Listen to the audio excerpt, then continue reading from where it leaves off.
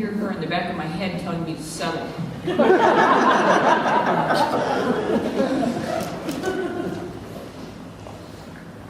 Today, I'm a different person than I was 40 years ago.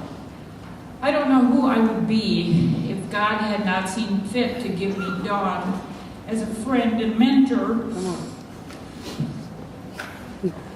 I was passive by nature, believe it or not, untrained and unmannered. I'm sure I presented as a challenge to her when we first met. In terms of hours of input, not counting her children and Kurt, I believe I come close to benefiting from more hours of time spent with her than most people in this community. There's a couple other people I could argue with who really wins that prize, but we all know she listened to all of us with unending interest and patience. So, a few things I learned from Dawn. You can live under your desk. Who knew? Years ago, when we worked night on the magazine, she taught me how to improvise, to adjust to my surroundings. Why go home to your bed when you could crawl under your desk and sleep? We spent many a night reading, eating, and talking in our little desk condos. Out on a limb, I would come to her with ideas that even I thought were slightly out there, but many times I would feel like she was already waiting for me there at the end of the idea. I love this about her. I can do anything.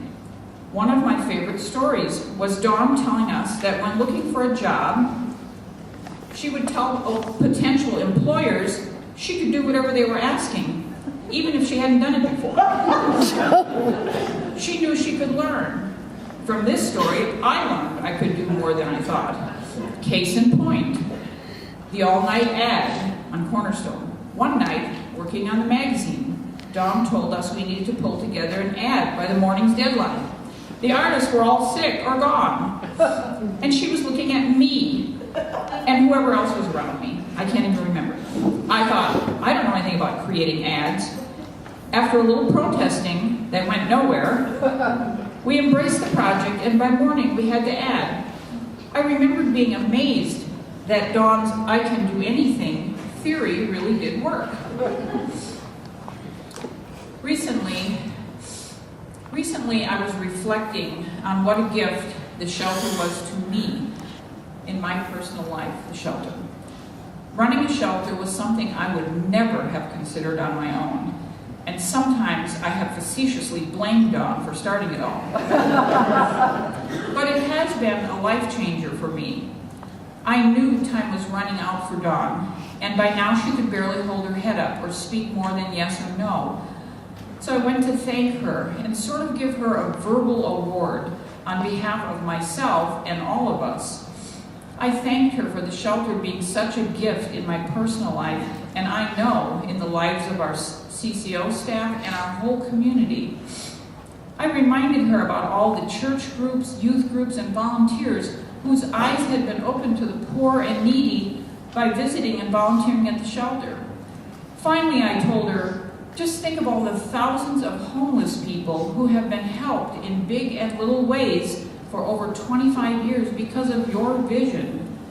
She squeezed my hand and we hugged. I knew this little award really blessed her. One last story.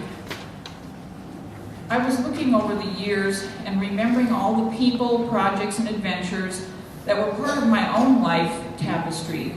I viewed most of my life with contentment and thankfulness. Some of it made me exhausted. Dawn was woven into much of this tapestry. And again, I knew I wanted to share with her my view of what our life together was. So I went in to see her.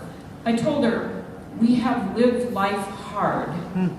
Some of our life has been hard, but that's not what I'm saying. We have lived life hard.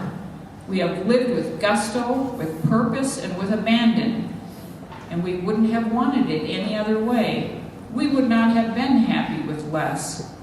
Even though she couldn't speak more than a faint yes and could hardly move her head, she took my hand again and squeezed it. I knew I was confirming in words for her what was true of her life, what she would have wanted to think and say about her own tapestry. I know by now God has already used far more eloquent words to reward Dawn. Thank you, God, for giving us Dawn.